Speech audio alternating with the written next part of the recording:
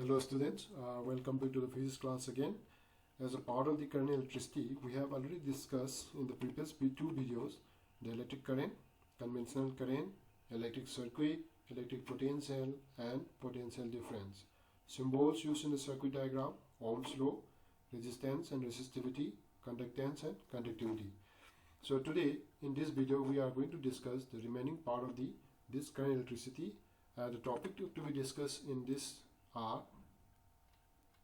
the series and parallel combination of resistors, heating effect of current, Joule's law of heating, electric power and electric energy, and lastly the electric fuse. So to begin with, as we have known that in day-to-day life we have to connect several resistors in series or in parallel combination to construct the various circuits. For the analysis of such circuit, we often have to find the equivalent series or parallel resistances. So we start with the resistance of a system of resistors. So first combination that we are going to discuss is the resistors in series.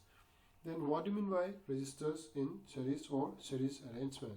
When two or more resistances are joined in such a way that the second end of the first resistance is connected to the first end of the second resistance, and so on, the resistances are said to be joined in series. So just look at this figure. We have a potential difference, a key as we know, and there is an ammeter to measure the current. Then there is a resistances one after another being connected. So this is the first end and the second end of the R1. This is the first end of the R2 and second end of the R2 is this side. So these are connected to one after another. So such combinations are said to be series combination. So by definition we can say resistances or resistance are connected in series when they are connected end to end. So what do you mean by resistance in series? Such type of the combination which the two or more resistances are being connected one after another are called resistors in series. So in series combination, the current passing through each resistors will be the same, whereas the potential drop across each resistors will be different. So here in the diagram, V1, V2, V3 are representing a different potential drop across R1, R2, R3, and as we know, the current passing through them must be the same. So in series combination, current through each resistor is same and potential difference across the resistors of unequal resistance is different. However, the total potential is the sum of the potential difference across the individual resistors. That means the sum of all the potential difference across the V1, V2 and V3 must be equivalent to the total potential difference V. So it is very easy to realize that in series arrangement, the current flowing through the resistance is the same, and if it were not so, then it is not said to be series combination. Very simple as that. Therefore, we can write down the potential V as V1 plus V2 plus V3, because we have considered three resistors R1, R2 and R3. And therefore, by Ohm's law, V is equal to IR. So we replace V by IR. So from V1 it should be IR1, V2 will be IR2 and V3 will be IR3. Or we can say R will be equal to R1 plus R2 plus R3. So this is the equivalent resistance. Equivalent resistance means the combinations of R1, R2 and R3 will result into a total resistance called R. The effective or equivalent resistance of the resistors in a series combination is the sum of the resistance of the individual resistors. So note, the effective or equivalent resistance of the resistors in a series combination is greater than the greatest of them. That means if we say this R1, R2, R3 here are of different value, for example this represents 1 ohm, 2 ohm and 3 ohm, then the equivalent resistance of this all R1 plus R2 plus R3 will be 6 ohm, because this is a 1 plus 2 plus 3 will come. So that will be the 6 ohm. So this 6 ohm is greater than the 3 ohm, which is largest in this 3 combination. So that is what we are meaning here. The effective or equivalent resistance of these resistors in a series combination is greater than the greatest of them.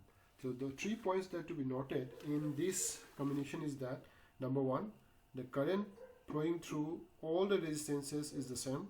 Number 2, the voltage drop across its resistance is proportional to its resistance, and the sum of all such voltage drops gives the total potential difference applied across the circuit. And the third point is the total equivalent resistance of the circuit is the sum of the individual resistances and is thus clearly greater than any of the individual resistances. Now, what about the parallel combinations?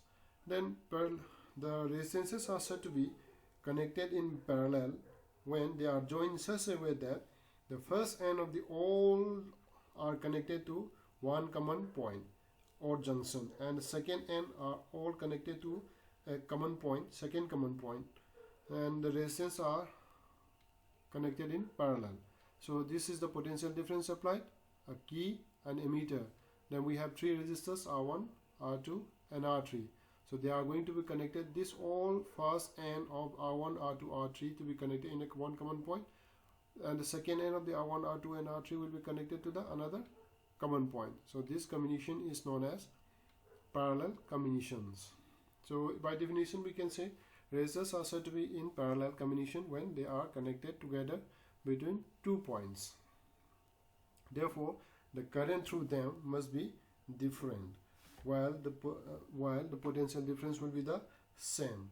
In a parallel arrangement, it is necessary that the same currents should leave the first end and comes close to the second end. That means all the current from this side must be equal to the current on this side.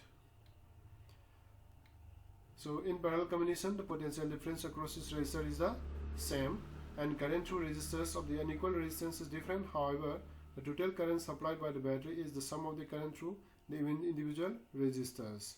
So we can say the current I will be equivalent to the sum of I1 plus I2 plus I3.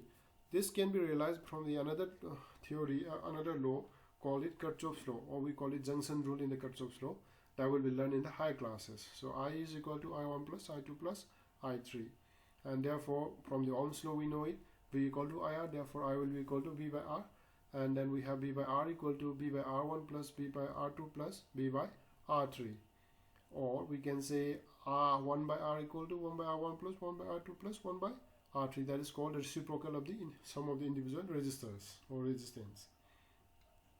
So the reciprocal of the effective or equivalent resistance of the resistors in a parallel combination is the sum of the reciprocals of the resistance of the individual resistors. However, so we have a note here. Note is that the effective or the equivalent resistance of the resistors in a parallel combination is smaller than the smallest of them. So the point that has to be noted in this parallel combination is that the potential difference across all the resistance is the same. The current through its resistance is inversely proportional to the resistance, and the sum of all these individual currents equals the total current through the entire circuit. And the third point, the last point, will be the reciprocal of the total equivalent resistance of the circuit equals the sum of the reciprocals of each of the individual resistances.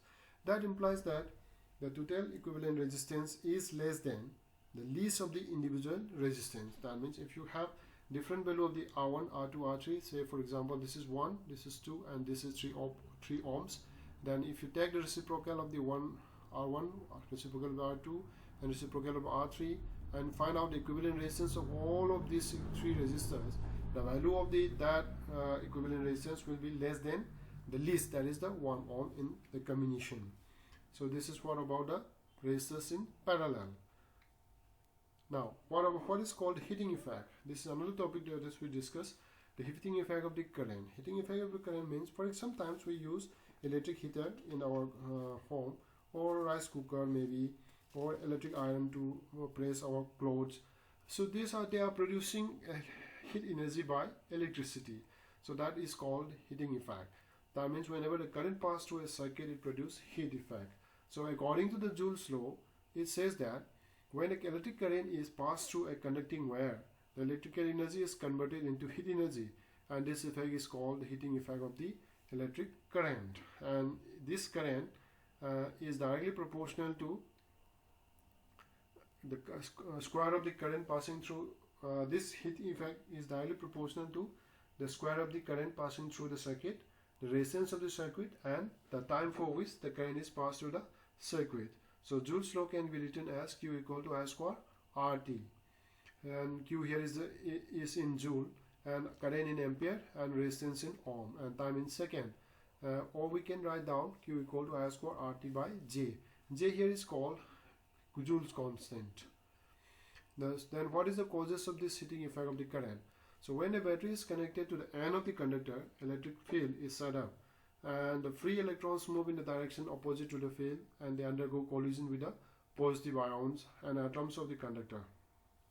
Positive ions here represents the nucleus of the atoms. So the average kinetic energy of the vibration of the ions and atoms increases, and hence temperature increases. So according to the work energy theorem, whenever there is a change of kinetic energy, heating effect is always produced. Whenever there is a change of kinetic energy, there will be a work done. That work done is evolved in the form of heat here. That's why we say whenever the electrons collide with the positive nucleus or with other electrons, the change in kinetic energy is converted into the heat energy. The course of the electron through the resistor is like that of the stone falling in water. Then what is the electric power? Electric power means when there is a changes of heat energy produced or electric energy produced per unit time, we call it a power, or we can say the amount of energy being produced per unit time is known as the power. So electric power is the rate at which the work is done by electric current. So P is equal to BI. Then P will be equal to I square R, or P will be equal to B square by R. That you can get it from the above equation of the Joule's law. And the SI unit of power is watt. But a watt is a very small unit, therefore we use a bigger unit, call it kilowatt. And there is another unit of power called horsepower. And 1 horsepower is equivalent to 746 watt. 1 kilowatt means 1000 watt. That is what we call it 1 kilowatt. So electric energy means we measured commercial unit of electric energy into the kilowatt hour. Electrical energy is the capacity of doing work. That means the electrical energy can do certain work. So energy is the total work done by electrical current in a given time. So we can simply write down the energy as BIT, power multiplied by time, or I square RT equal to B square RT divided by R. So by the commercial unit of electric energy means kilowatt hour or BOTU. Then 1 kilowatt hour is equivalent to 1000 watt multiplied by 3600 second, and which is equivalent to 3.6 into 10 to the power joule, and a device which is used in the supply of electric energy, that is called electric fuse. So electric fuse is a protective device used in a series with this electric circuit or electric appliances to save it from the damage due to the overheating produced by the strong current in the circuit or the appliance. And fuse is generally made up of alloys of 63% tin and 37% lead. So it is an alloy. It has a high resistance and a low melting point. And electric heating appliances use nichrome ware, alloys of nickel and chromium, and it is used because they have a high resistance and has high melting point. And it is a high malleability, and it is also not easily oxidized. That means they have a high resistance. At the same time, they have high melting point, and high malleability means they can be drawn into thin wires, and it is not easily oxidized. For a given potential, power will be directly proportional to I or inversely proportional to the resistance, and higher the power of the appliances, more is the current drawn. So here ends the topic of electricity. If you like the video, hit the like button and leave the comment in the comment box.